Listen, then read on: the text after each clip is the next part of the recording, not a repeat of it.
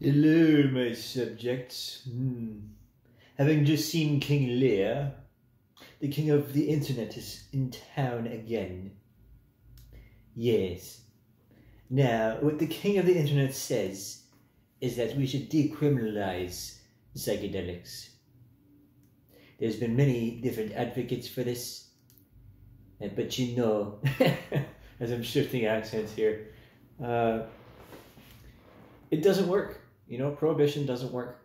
It contributes to so many problems in society. And the laws are instituted because of a lack of understanding. And because of pharmaceutical companies, they benefit from the synthesis of these complex chemical compounds and the sale and then the domination over the market. Now, I just was reminded of something about Terence McKenna. And Terence was also an advocate. So if you go to, again, Wikipedia is a really good starting point to go down a rabbit hole of knowledge, but it is not the authority by any means on any subject. Because as another reminder, Wikipedia for years has been the battleground of intellectualism. And a lot of stupid people think that they're intellectuals just because they have a degree in their hands. And this isn't the case. Education is not substitute for experience or actual research from first-hand accounts. First-hand. Always go to the source information. Read it to news. Some foreshadowing right there. Okay, so who is Mr. McKenna? He died in... was he born in 1946, died in April 3rd, 2000. American ethnobotanist and mystic who advocated the responsible use of naturally occurring psychedelic plants. He wrote about a variety of subjects, including psychedelic drugs, plant-based ethogens. So an ethogen, I'm not familiar with that term, so let's go look at that. So something that was used in religious, magical, or shamanic, or spiritual purposes. So that makes me think of what's it? Frankincense and myrrh, right? Those are the three sacraments that were given to Jesus Christ when he was born.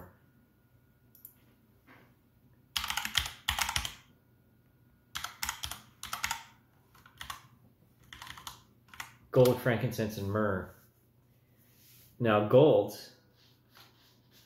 is a very good electroconductive, right?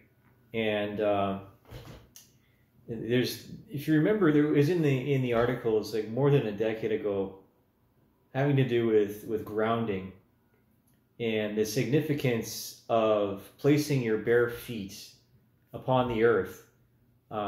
Because it's very important, because if we become too isolated, right, within these man-made walls, that it can affect our moods, especially with the artificial lighting and the frequency of LEDs. I hate LED lighting, I really do. I don't like seeing it in cars. I'm photosensitive, and I've always been photosensitive. Don't make any conclusions, okay?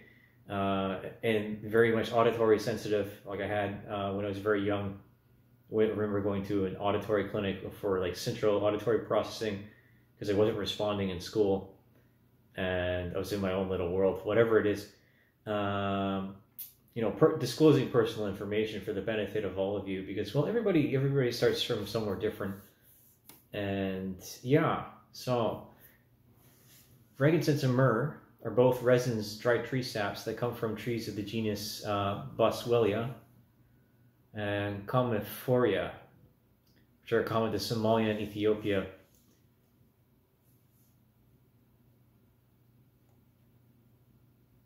So, ethogen.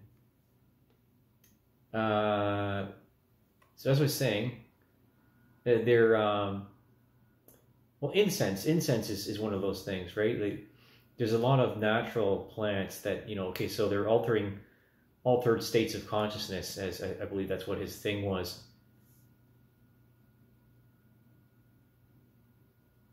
yeah, and like you go to his works here, The Archaic Rival, Food of the Gods, The Invisible Landscape, Psilocybin Magic, Mushroom Grower's Guide, and True Hallucinogens, etc., etc. Yeah, and remember when I said in another video, the cross, an iron cross or gold, is a conductive, right? You think about a magnet in both ends of the poles, and how there's cycles, right? In the left-hand method, right? In electrical engineering, which would be like this, okay? So this is the direction, this is the pole, right? And this is, again, this is the direction of the current. And I don't remember what this one is. It doesn't matter. Right now you can go figure it out for yourself. There we go. That can be kind of annoying sometimes. And like again, so like psychoactives have always been used within religious contexts as a means of ascension when used in a productive manner. And so like I want to connect this to the history of propaganda, because the war on drugs is propaganda, because someone else benefits off of it, you know, especially the cocaine trade or the heroin trade or the opium trade. As I said in another video having to do with the opium wars and the proliferation and how it was a huge problem in the 19th and 17th century for Britain and amongst its people. And I remember reading this text about how alcohol was becoming a problem in industrial society in the Industrial Revolution, because it was a coping mechanism for having to be in such dark and hazardous conditions that people, you know, you have to face, you know, death at work every day. Something like that. What do I see? Oh, that's just my beard. Just my beard. Yes. The stupidest person on the planet right here. My lord.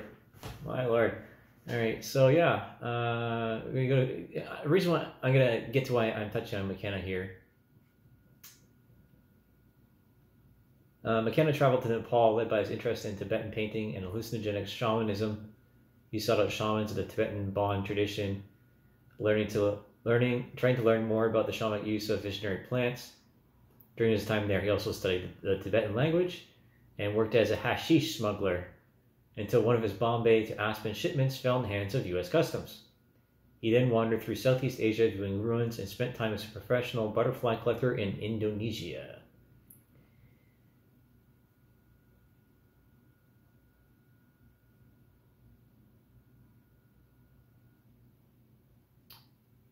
You know, because what can I say? Okay, so he's going here talking about ayahuasca, cannabis, and plant-derived DMT.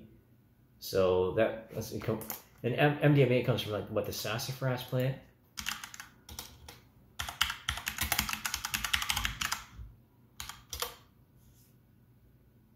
Yeah, low down in sassafras, MDA, methylene dioxoamphetamine.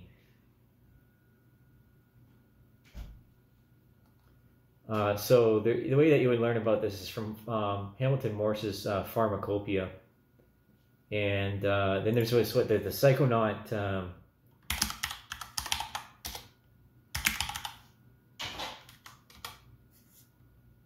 not the game, but the psychonaut is used to describe people that are trying to expand their mind in different levels of consciousness, so as to you know, achieve a next level, so to speak. Now, what happened to McKenna? You know, mind-blowing, expanding, brainstorming, whatever, trying to, you know, create pathways between neurons that didn't exist before. And then that relates to something called neurogenesis.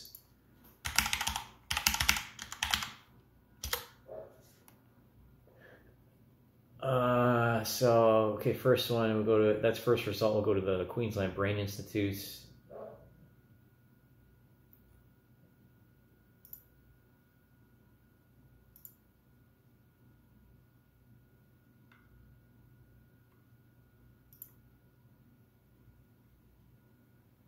Okay, so it's the process by which new neurons are formed in the brain.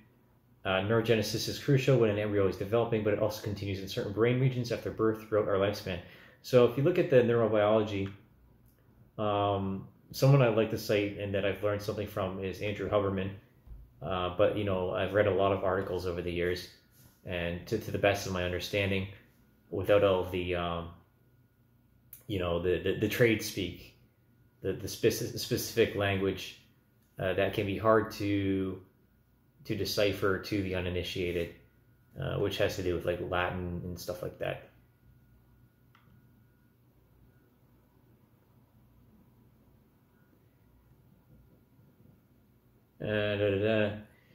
Yeah, that's the gist of it. I'll leave that one alone. But what happened to McKenna is that, and what can happen when you have too much use of these psychedelics is that there is causality there, but not correlation between the two. I don't really know. Okay, so let's go with psychedelic and brain tumors.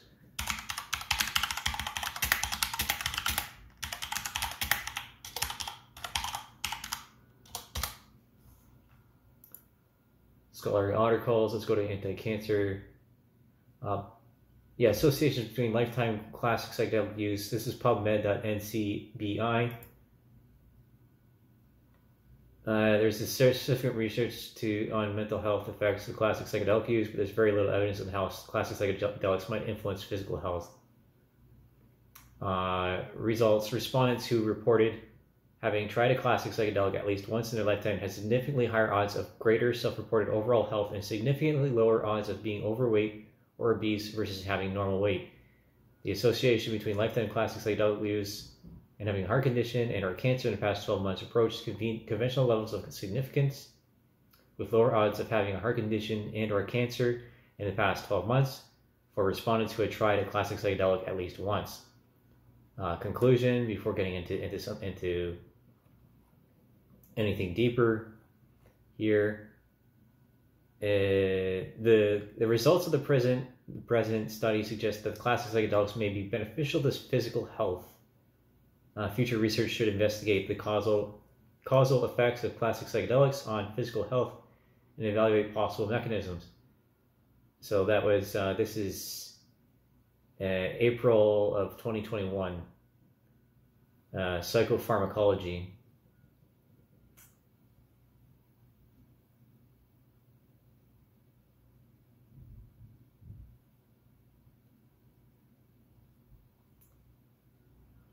Substances: hallucinogens, psilocybin, lysergic acid, LSD.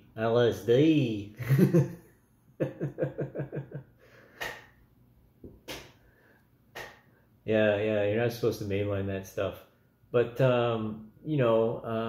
there's definitely a limit for this stuff. There's definitely a limit. And so hallucinogens, adverse effects. Let's search in PubMed. This is under MESH terms.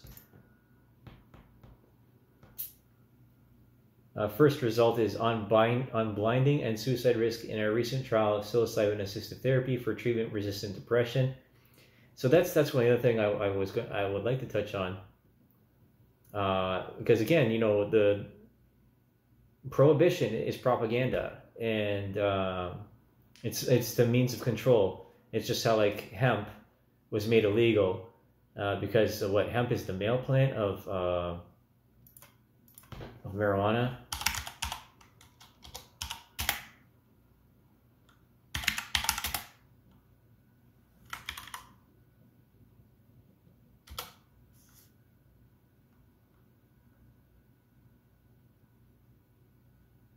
Yeah.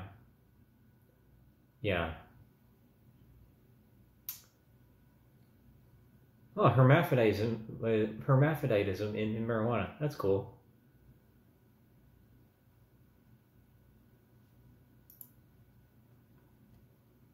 That's probably a term a lot of people haven't heard in a while. Hermaphrodite, which correlates to intersexed, or what's it? What's the one I'm looking for? It's when you have Chimerism, that's right. 2 sets of DNA.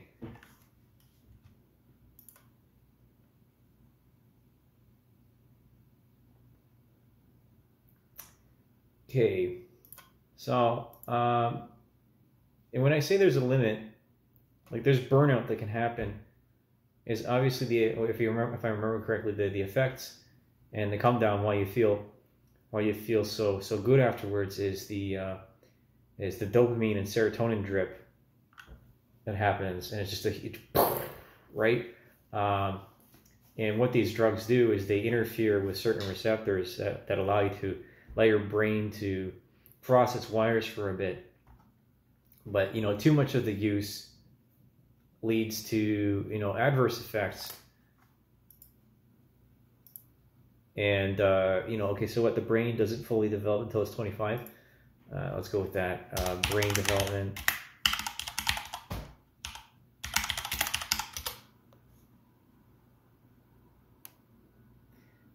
Scholarly articles, maturation of the adolescent brain, PMC, NCBI. This is also off of NCBI, National Library of Medicine. And again, this is like one of the first results off of Google. And it has a Venn diagram with directions to other circles.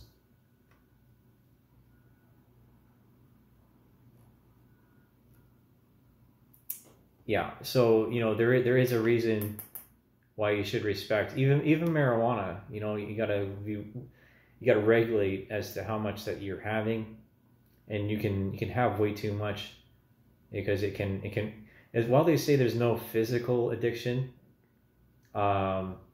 there's a mental addiction. It's habit forming, I believe so, from what I remember. But you shouldn't rely on it. You need to respect it. Then same with nicotine. Nicotine is psychoactive. There's so many psychoactives. Caffeine is psychoactive.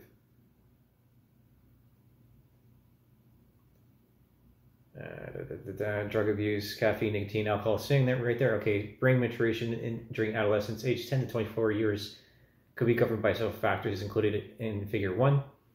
It may be influenced by hereditary and environmental, prenatal and postnatal insults. I don't know what the postnatal insult, what do they mean by that?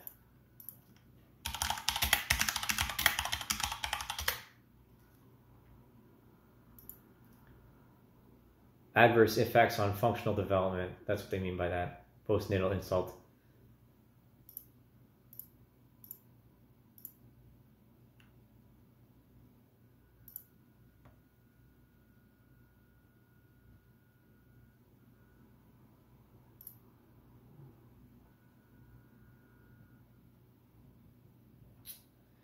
Yeah, that's good enough. War on drugs. Yeah, propaganda. Again, who benefits? That's the question. Who benefits from making something illegal? Right? It benefits gangs and the government through misdemeanors and so forth, summary offenses. The persecution or prosecution of certain ethnic groups or minorities that have historical association with these, or cultural usage. And hemp, like I said before in another video, a very short one where I was doing a southern accent impression, hemp is said to be the anointing oil. So marijuana and Christ.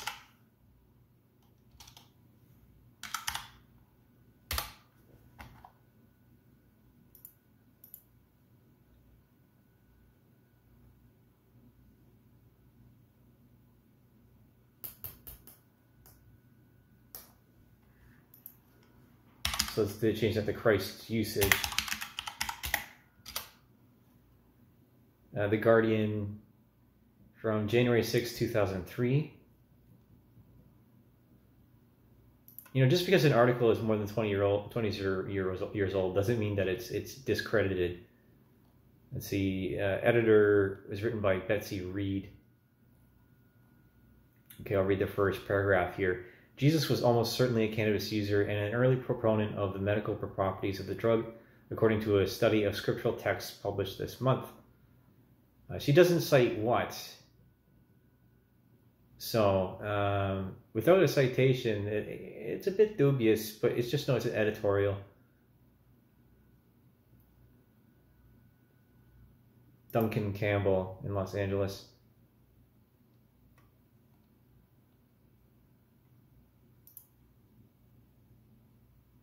Okay, so anointing oil used by Jesus and his disciples contained as an ingredient called cannabosum, which has since been identified as cannabis extract. So oil, according to an article by Chris Bennett okay, so yeah, it does cite it. Forgive me. To an article by Chris Bennett in the drug magazine High Times, entitled "Was Jesus a Stoner?" The incense used by Jesus in ceremonies was also contained a cannabis extract, suggested Mr. Bennett, who quotes scholars back to his claims. You know, that's there is a cultural association and usage, say, with the natives and sage, you know, where the smudge ceremonies, where you'd all get together inside the well, not the teepee, just like or the long log house or whatever it is.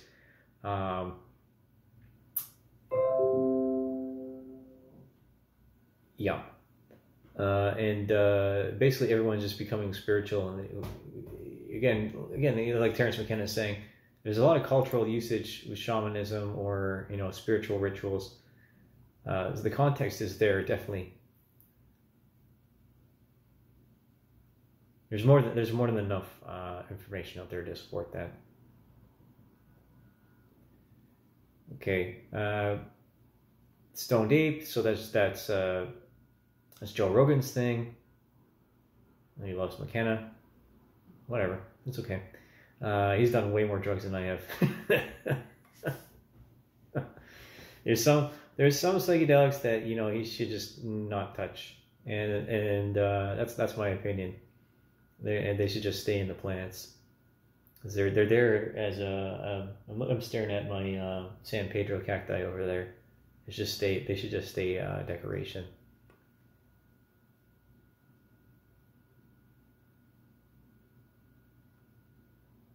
Like, obviously, you can see, just look at my skin, my eyes, and whatnot. I'm not smoking anything or drinking anything. Nothing at all right now.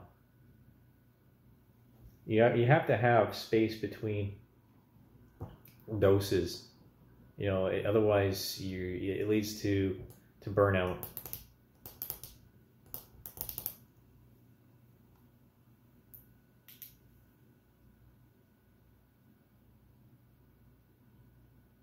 So, like, you got to slow down.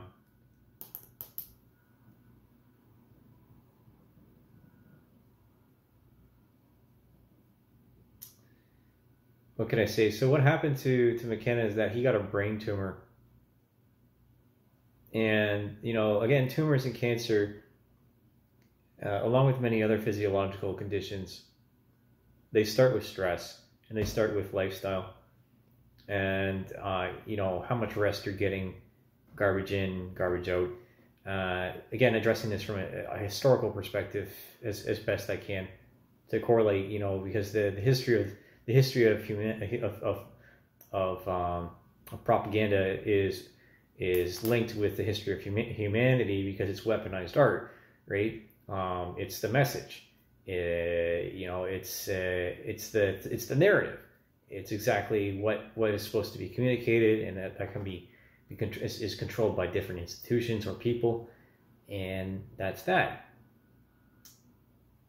So yeah, decriminalize. That's where I'm at. Decriminalize psychedelics, because they'll do away with so many problems, in my opinion. Like, look at the example of Portugal. Portugal's drug policy.